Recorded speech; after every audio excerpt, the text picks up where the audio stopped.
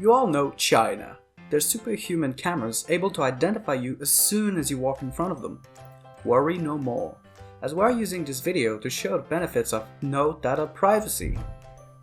What is data privacy? The ability for someone to have anonymous and private data. It is pretty useful to stop terrorism and future crimes. But I don't want the government to get the photos of my dogs. That's not fair on us. It's very personal, I agree. Similarly, the government would have access to your videos, confidential information, and leaks could also happen. The government's always trustworthy, so it doesn't matter. Oh, except for those guys. Hey, don't forget about my social life with my good friends, can't think of one right now, but eventually I will. Actually, don't know why I mentioned social aspects. It doesn't really matter. What am I even doing here? On a global level, we all know what spying does. Maybe this time instead of Cold War, we'll get the new 2021 edition, the Hot War, in theaters near you. But to be serious though, this gives serious thoughts about leaks and spying in our country, so maybe that's a slight issue. Leaks are not safe for you. They can be used as a weapon of war and as blackmail. It is also my given right to receive some privacy. I know we said governments are completely and blindly trustworthy, but what if on the off chance they weren't? Now China is like us, minus the freedom culture, and practically different in every way, shape, or form. But one way we can be similar to our Chinese counterparts and brothers is to renounce democracy and accept leadership abuse. It's such a small step in order to become friends with them. Okay, but what if I told you that criminals, these people, are not trustworthy?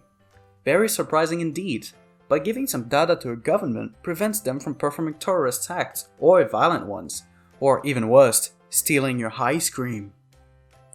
Assuming that people handle the data responsibly, this would mean less violence and less ice cream stealing little shits. Now, I know who agrees with me. Big Pharma, them, and the Illuminati. Or more like police and politicians, in the interest of safety. Obviously, there is no way anyone malicious would make an attempt at obtaining the data for their own benefits. No. This would reach the impossible.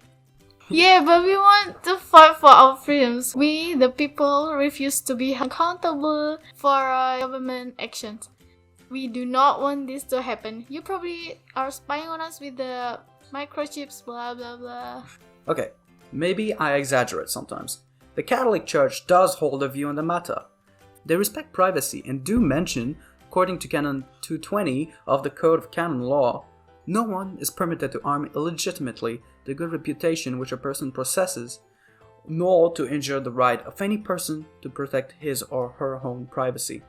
Yes, Islam agrees with this. Islam is heavily against spying on others, like peeping into others' house, reading someone's letter without permission, investigating someone's financial, private, and family affairs, etc.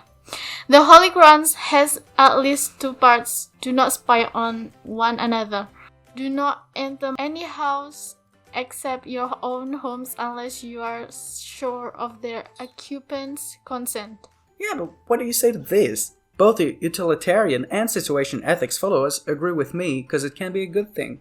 Yeah, but subjectivism means that people need to agree to share their data. But the fun part is that they don't. No fair. Relativism pushes that places where data is spied is fine, but we can't get that here because it's not what we do. And nihilists, well, their point of view do not matter. We will die anyway. Alright, my personal point of view is that we deserve some safety and personal data to be held. Honestly, I do relate to subjectivism.